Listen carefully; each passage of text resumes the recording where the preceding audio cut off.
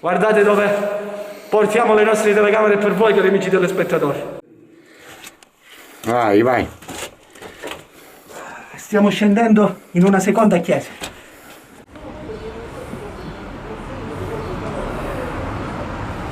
...12 aprile 1943. Vi rendo noto, fratelli, il Vangelo che vi ho annunziato e che voi avete ricevuto, nel quale restate saldi e dal quale anche ricevete la salvezza, se lo mantenete in quella forma in cui ve l'ho annunziato. Altrimenti avreste creduto invano. Vi ho trasmesso dunque, anzitutto, quello che anch'io ho ricevuto, che cioè Cristo morì per i nostri peccati, secondo le Scritture fu sepolto, ed è risuscitato il terzo giorno, secondo le Scritture. Aprire la puntata con la prima lettera ai Corinzi, specialmente nel versetto che ho appena citato, non è un caso.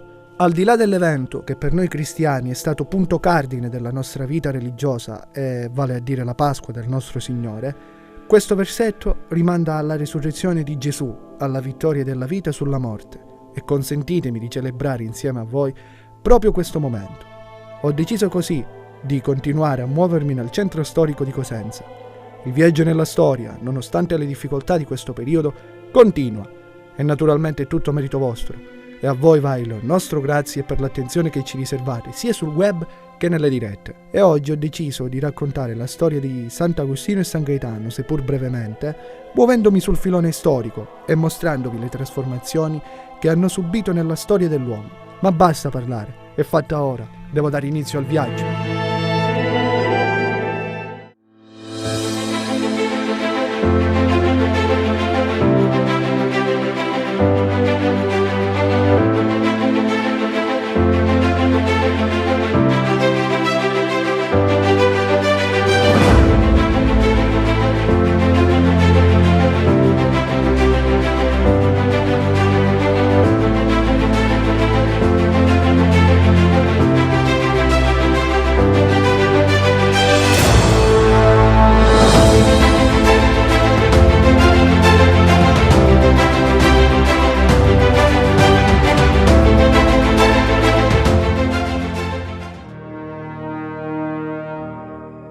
Cari amici telespettatori, benvenuti in una nuova puntata del Viaggio nella Storia. Quest'oggi siamo a Cosenza, e precisamente in uno degli antichi rioni, che si chiama Rione Massa, ai piedi del centro storico. Perché siamo qui? Non so se ho l'onore di avere nuovi telespettatori, ma il mio appello va a quelli più affezionati, che mi seguono sin dal primo istante. Vi ricordate quando ho trattato la storia dei fratelli Bandiera, fucilati nei pressi del vallone di Rovito? Ebbene, non distiamo molto dal luogo che abbiamo appena citato.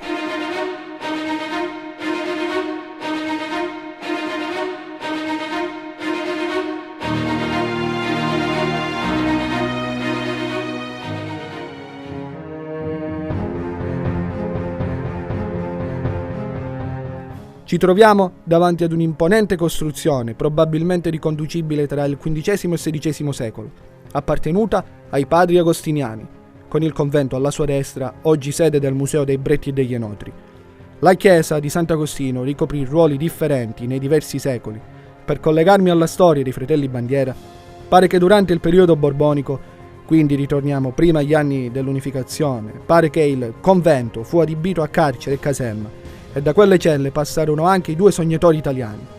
Secondo la tradizione, successivamente a quanto riportato in una sepoltura comune, vennero inumati i corpi senza vita dei due fratelli e degli altri patrioti che li avevano seguiti. Per poi, successivamente, qualche periodo più tardi del periodo dell'unificazione, quindi siamo intorno al 1868, i resti dei due fratelli furono trasportati a Venezia, luogo d'origine dei due.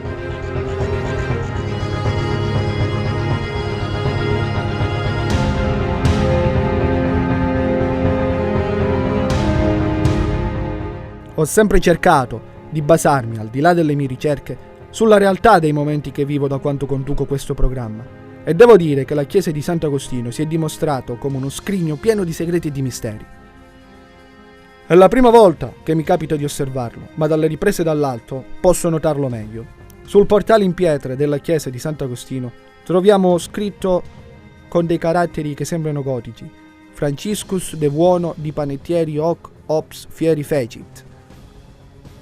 L'interno è ad una sola navata, con magnifici altari come quello dedicato alla Divina Misericordia o Santa Monica con stemma riconducibili ai padri agostiniani. Ma le sorprese non finiscono certamente qui. È il mondo della storia e dell'archeologia che detta i miei passi. E ringrazio ancora una volta Don Francesco Bilotto per avermi concesso il permesso di portare le nostre telecamere all'interno di questi due importantissimi edifici. La passione ci fa scendere verso le scale della storia e ci fa entrare sempre di più nel dettaglio. Non possono sfuggire questi dettagli, che ritroviamo sempre nel nostro cammino. Le dinamiche, gli avvenimenti storici acquistano quei contorni meno sfumati che ci permettono di ricostruire sempre, secondo i nostri studi, il ruolo di questo importantissimo edificio. Guardate dove portiamo le nostre telecamere per voi, cari amici telespettatori. Ringrazio ancora una volta Don Francesco per averci permesso di portare questi contenuti che sono racchiusi all'interno delle nostre chiese. Vai. Stiamo scendendo in una seconda chiesa, nei sotterranei di Sant'Agostino. Non vi nego che non ero nemmeno io a conoscenza, ma siccome, come dicevamo, questo edificio ha avuto più fasi, possiamo presumere che quello che stiamo osservando sia stato riutilizzato poi dopo nel corso dei secoli. Abbiamo aperto dei vuoti, ringraziamo ancora Padre Francesco Bilotto per averci dato la possibilità. Mario, guardate voi qua, che meraviglia, venite. Una novità per voi amanti del viaggio nella storia. Questi dovrebbero essere affreschi, pitture sul muro, non vi so dire. Guardate voi, i richiami. Ok? Il centro storico di Cosenza racchiude al suo interno. Continuiamo per entrare in una stanza che noi abbiamo già trovato nelle puntate precedenti, un putridarium come quello là della cattedrale di Cosenza. Da che cosa lo deduciamo? Sempre da quello che vediamo, sedile. Non so se riusciremo a far mostrarvi quello che noi stiamo osservando, ma è possibile ricondurre tutto questo, come dicevamo, al putridarium e al ruolo che questo posto occupava, vale a dire di inumazione dei cadaveri. Si può notare le ossa, ma non cadaveri comuni, stiamo parlando di aristocratici sempre del posto. Forse quello che noi qua guardiamo era parte del pavimento originario, parte del pavimento borbonico, non lo sappiamo, del periodo borbonico, perché questa chiesa ha avuto più fasi. Guardate, continua, ma non ci inoltriamo. Guardate voi, cari amici telespettatori, le bellezze racchiuse all'interno del centro storico. E di là sono delle finestre murate, probabilmente servivano per dare aria ai detenuti. Dobbiamo fare attenzione. Guarda Mario, riprendi pure qua. Sono dei sedili, palesemente dei sedili, dove possiamo ammirare lo scolo. Da qua, guarda lo scolo. Indica lo scolo, guarda il dito. Da qua Mario. Ok, proseguiamo il nostro viaggio. Fa sempre un certo effetto essere e portare le nostre telecamere qui, in questi posti, e pensare che hanno avuto più fasi. Chiedo scusa per il telefonino, ma siccome non si vede nulla, abbiamo cercato di usare le luci che abbiamo a disposizione, come quelle della camera e quella che abbiamo noi qua portabili. Guardate voi che meraviglia, pensate un pochettino, se questi posti hanno avuto una funzione pure di prigione, quante persone sono venute qui, compresi anche i fratelli Bandiera, che abbiamo già parlato per gli appassionati del viaggio nella storia. Abbiamo già parlato in una puntata che abbiamo dedicato. Mario, fai attenzione, visto la mole sempre in questi posti noi non c'entriamo, è inutile che ci facciamo inentrare. Saliamo. Come sempre veniamo per raccontare una storia e ce ne troviamo un'altra. Questo è il bello dei nostri viaggi e di chi specialmente mi dice non abbiamo storia. Dobbiamo andare fuori a guardare i nostri paesi e ammirare il più possibile le bellezze degli altri, quando noi non ci siamo allontanati. Non pensate che chissà quando ci siamo allontanati, siamo rimasti sempre in zona. C'è un'altra fossa pronta ad essere scoperta. Mario, andiamo. Mario, accendi il faretto e andiamo.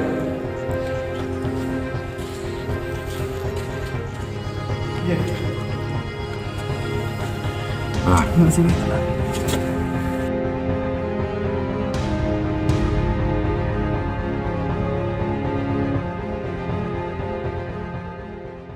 Abbiamo cercato insieme all'operatore di mostrarvi un altro Puteridarium nonostante tutte le difficoltà che si palesavano sul nostro cammino, ma il nostro viaggio doveva continuare tra le diverse supposizioni che vi ho raccontato e la storia che continua a lasciarci senza parole.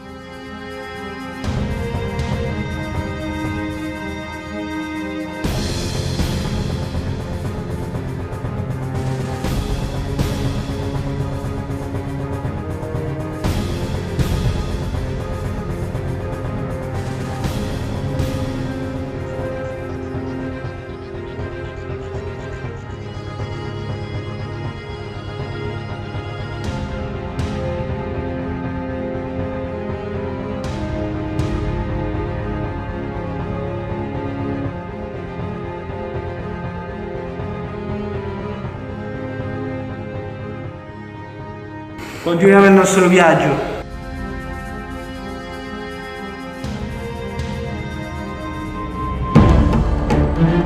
Salutata la chiesa di Sant'Agostino, continuiamo il nostro viaggio nel centro storico di Cosenza, cavalcando l'onda del mito e della religione, della storia e delle supposizioni, che arriviamo lì, dove volevamo arrivare. Volutamente ho introdotto la storia con il culto, che in questa puntata cammineranno di pari passo, perché al di là dei luoghi che abbiamo mostrato e che vedrete, si muoveranno anche diverse personalità, come uomini di chiesa mai dimenticati da questa comunità. Un uomo, un prete, che durante un periodo duro e difficile, come quello della Grande Guerra, si è distinto con la sua misericordia e la sua presenza, che mi onoro di raccontarvi questa sera. Ma torniamo a noi. Non molto distante dalla chiesa di Sant'Agostino, ritrovo in tutta la sua meraviglia una delle chiese più importanti situata nei pressi del centro storico di Cosenza, il complesso di San Gaetano. Sì, avete capito bene, ho detto complesso e non chiesa, perché come vedete da alcune immagini dall'alto possiamo notare alcuni edifici nati un po' più tardi con diverse funzioni rispetto all'origine di una prima chiesa edificata proprio sulla stessa chiesa dove sorge San Gaetano.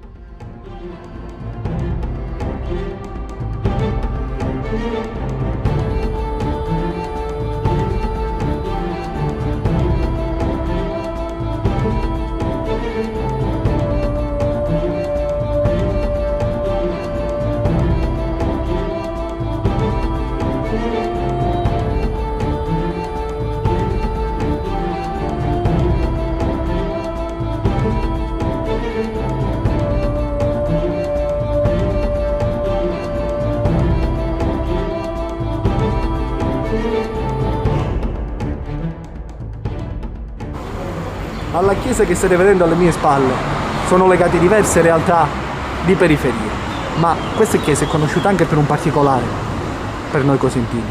Si festeggia San Giuseppe.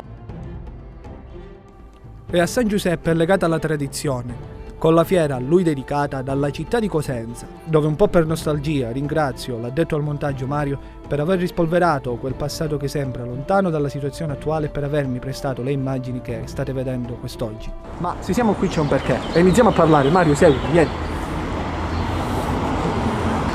La storia è bella per questo, perché ci fa viaggiare, mi fa raccontare, conoscere la vita di personaggi importantissimi come l'uomo di chiesa che stiamo per raccontarvi quest'oggi.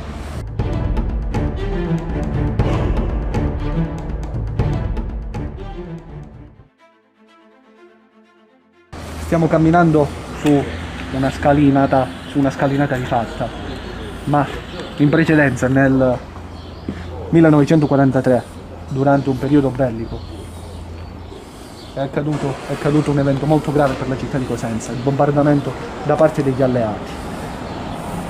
Perirono molte persone, tra cui una targa in questa chiesa ricorda tutte le persone che sono cadute durante questo tragico momento per l'umanità, dove l'uomo era diventato nemico di se stesso.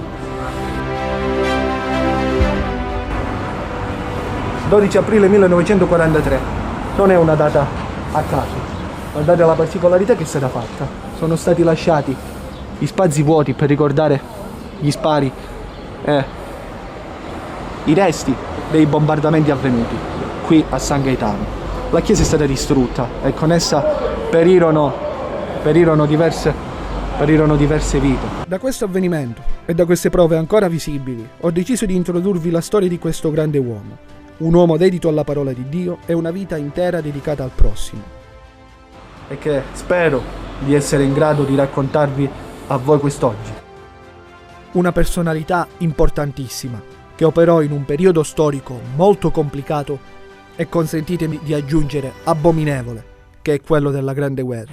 Ricordiamo che Don Luigi Maletta nasce in una località vicino a Cosenza, a Parenti, intorno al 1903.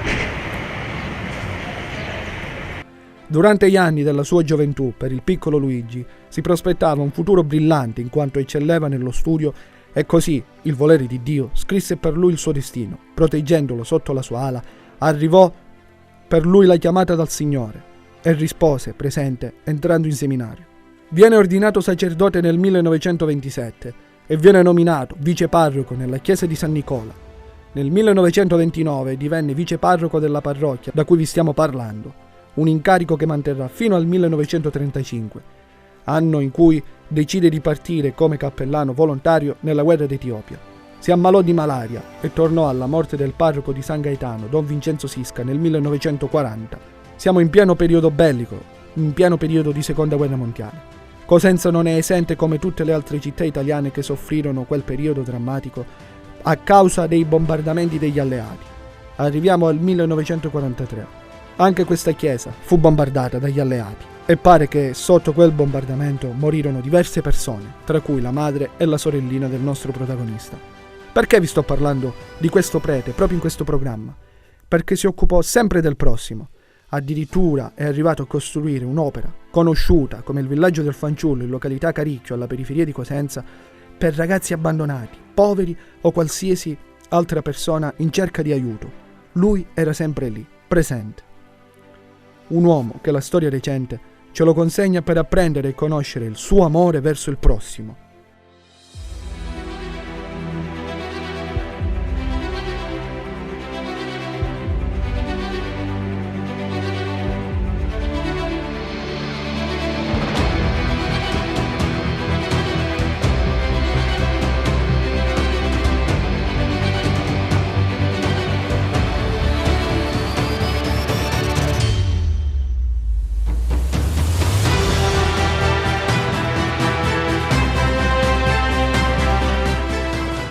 Dicevamo della chiesa. Pare che in origine fosse conosciuta con il nome di Chiesa di San Leonardo. Contestualizziamo il periodo storico, siamo intorno al XVI secolo. L'antica confraternita che era presente in questo luogo la diede ai Teatini. Ma chi sono questi uomini di Dio? Cerchiamo di scoprirlo. I Teatini sono un ordine di chierici fondati da San Gaetano di Thiene. Egli, insieme ai suoi discepoli e ai suoi fedeli, cercò di regolare una vita comune tra tutti i sacerdoti e a riformare i costumi del popolo cristiano. Un ordine che non può possedere fondi e dedicarsi all'assistenza dei bisognosi e dediti all'ascolto e all'educazione della gioventù. Secondo i nostri studi, pare che proprio la tradizione collega a questo antico ordine l'introduzione del titolo di San Giuseppe qui a San Gaetano. Le riprese dall'alto dell'operatore drone ci permettono di ammirare nel miglior modo possibile le riprese di questa meravigliosa facciata, questo stupendo portale risalente al 1600 ad opera di maestranze locali. Sopra questo possente portale troviamo una nicchia con un bellissimo mosaico che dovrebbe raffigurare l'apparizione della Vergine a San Gaetano. L'interno, con questa magnifica navata adornata con un stile tardo barocco, alzando la testa e ammirando la meravigliosa volta decorata con alcuni dipinti legati proprio alla storia dei santi titolari della parrocchia. Ma la nostra visione si gratifica nell'osservare questa splendida opera, nota anche con il nome di Trinità Terrestre, e la Sacra Famiglia che viene rappresentata in tutto il suo splendore. Ebbene, chissà quante altre opere sono racchiuse nel silenzio dei secoli, chissà quanti altri monumenti sono pronti a mostrarci tutto il loro splendore, i loro trascorsi, i loro uomini. Io vi ringrazio per avermi seguito e vi do appuntamento al prossimo viaggio nella storia, sempre qui su Teleuropa Network.